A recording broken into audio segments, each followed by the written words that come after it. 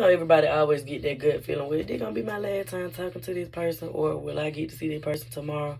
And tomorrow comes and you don't get to see that person like you thought you were gonna call them, or they were gonna call and talk to you and didn't. Well, this is the story of Alexis, where they're still ongoing.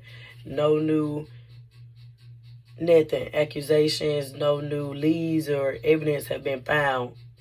So her family is still just waiting to hear back from their baby girl, which they still call her their baby girl. They're waiting to hear from her and have not heard anything from her. So Alexis Ware is a 29-year-old well-known makeup artist out of Greenville, South Carolina.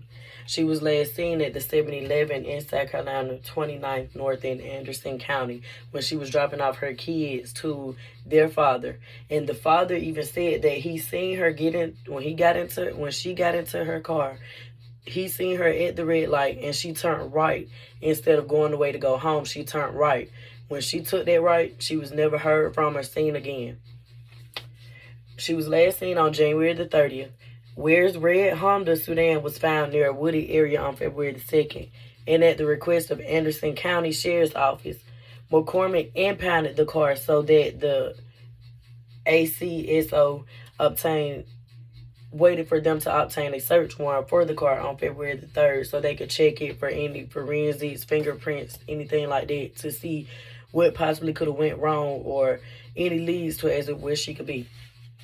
They also performed a grid search the evening of February 3rd, going 150 miles in each direction into the woods. 150 yards, in each direction into the woods, just searching, trying to see if they'll find a body, anything that'll lead them to where she could be. No signs of anything disturbed, or they didn't find anything, no evidence in the woods. McCormick County Sheriff's Office also searched 220 acres of private grounds and U.S. forestry property using dogs with nothing still undiscovered or no evidence found.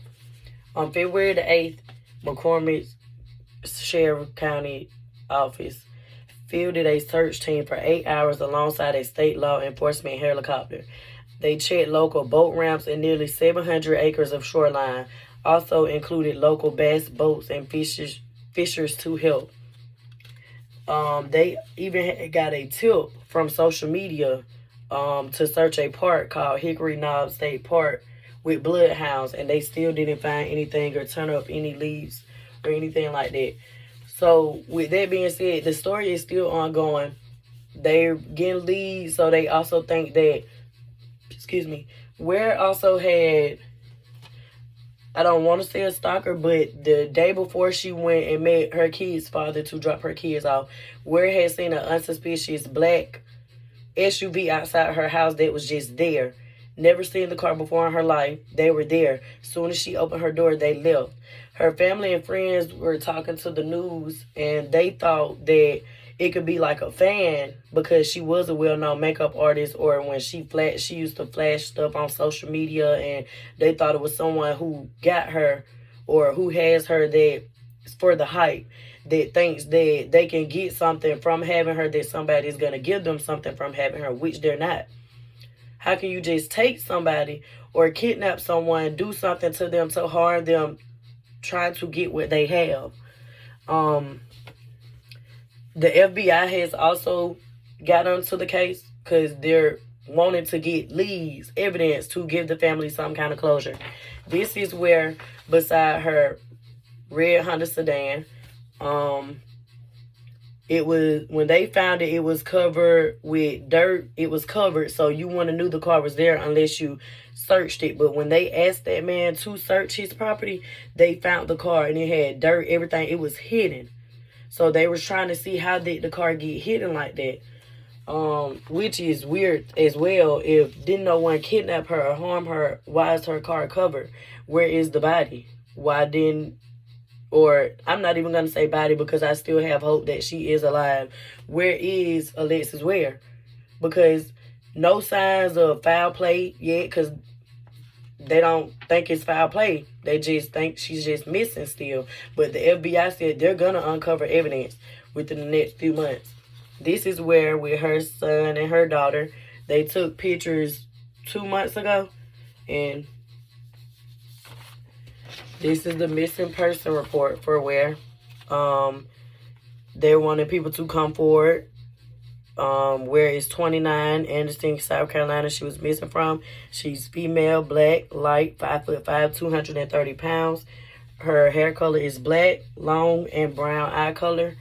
And this is also Ware.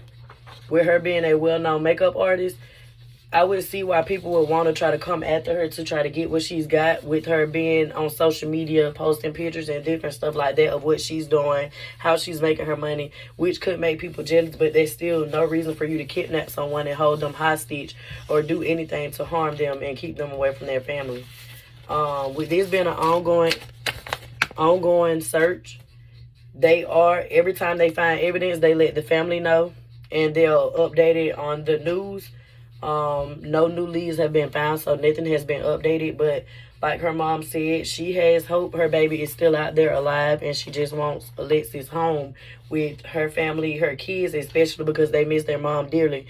And like the dad said, he never had any bad blood with her. When they weren't together, but they co-parented for the kids.